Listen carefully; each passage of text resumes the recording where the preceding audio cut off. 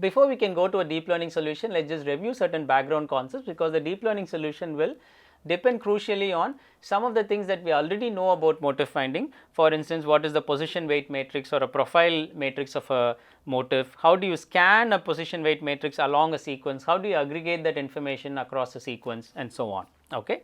And also it will be good to know, to remind ourselves what a supervised machine learning paradigm is. We have already seen this earlier in the case of logistic regression, a very simple supervised machine learning model, right. But in the context of this motif finding, let us look at it a bit more again. So, in a supervised machine learning paradigm that is adapted for this binding prediction and motif finding, right, we have a certain input which is a training data, consists of different sequences S1, S2, S3 etc. to Sn, and then certain labels associated with these sequences Y1, Y2, Y3 and Yn. Okay. So, for the sequence Si you have some label Yi. Okay. In certain experiments, right, we have looked at these PBM experiments and ChIP-seq experiments. In certain experiments you have the Yi label to be either 0 or 1. 0 means that particular sequence Si is not binding to the transcription factor of interest, and 1 means it binds to the transcription factor of interest. So, this is a negative example and this is a positive example. Okay. So, this is a negative example, this is a positive example. Okay. Negative sequence and positive sequence is also referred to as that way.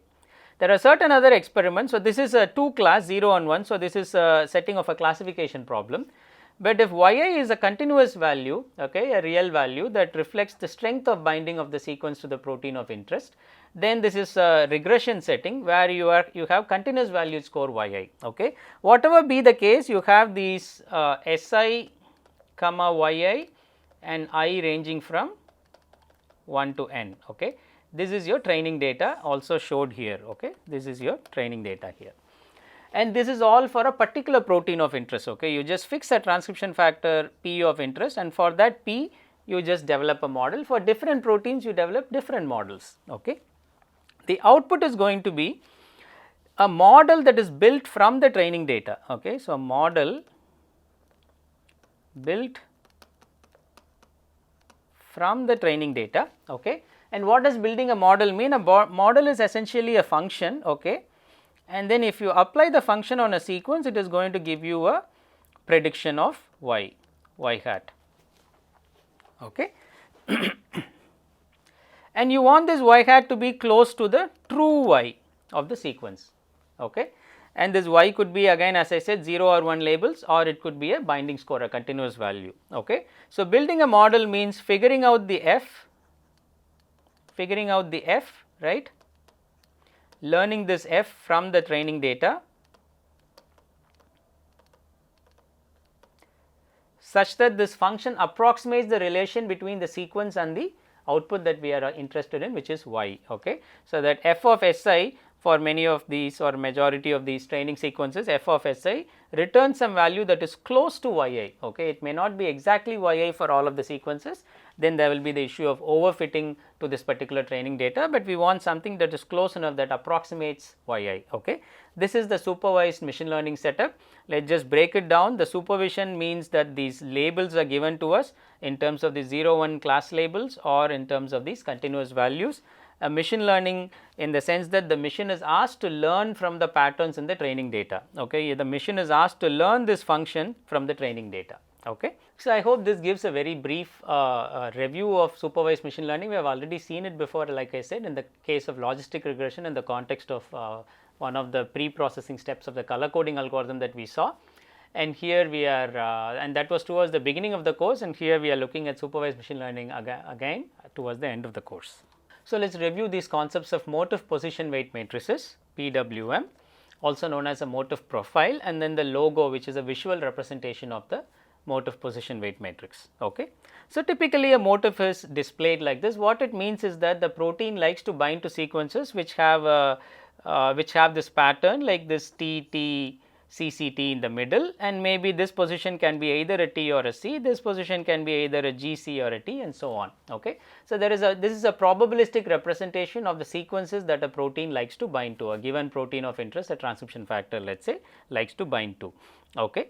And then this motif position weight matrix is just a numerical representation of this. Each column, right, for instance this particular column will tell you which of the 4 bases A, C, G or T is most preferred at that location in the sequences bound by this protein. Okay. So, here it is exclusively T. So, I have a 1 here for T. So, this is T, you have A, C, G and T, right. So, this is 1 for T and then 0 for everything else. So, here you have 1 for C, 0 for everything else, 1 for C, 0 for everything else and so on, and here you have both T and a, right. So, 0.91 probability the sequence will be a T, and then with the 0.09 probability the protein will also bind to a sequence that has a in this particular location of the motif.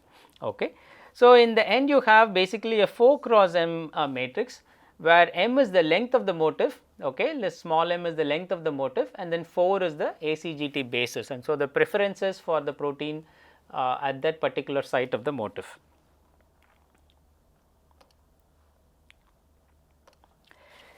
So, now given this PWM, position weight matrix or profile, where each column here is a probability distribution, right, 4 numbers that are non-negative and add up to 1, and then each position is considered to be independent, then we can just basically scan it through a sequence and then look at what is the probability that the protein will bind to the first location in this sequence. So, this sequence is n letters now.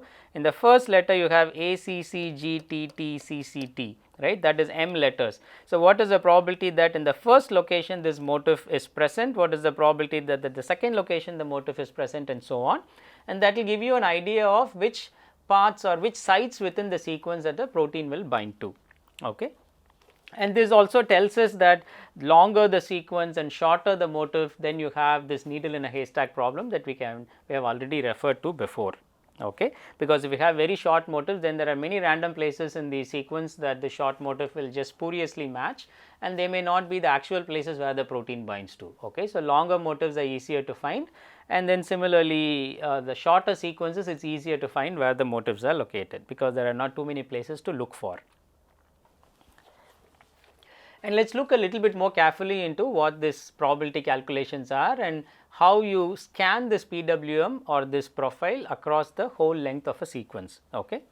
So, now we have this ACGT cross 4 cross M table, right, across each of the position. So, this is this 4 cross M table, right, the PWM matrix or the profile matrix. So, given that we have seen what a motif matrix looks like, the position weight matrix looks like, let us also look into a bit more detail on what does it mean to scan this position weight matrix or this profile matrix across the length of a sequence. Okay. Here you have a lengthened sequence, and then you can look at the first position, right, here M is 6 here. Okay. So, this is a 4 cross 6 matrix, and then in the first position you can look at the first 6 letters CTATA, and you can ask what is the probability that the motif is present in this first location, or equivalently what is the probability that this transcription factor will bind to the first location.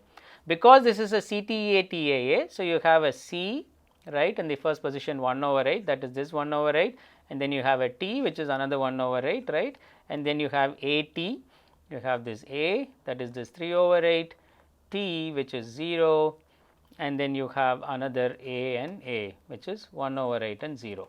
Okay.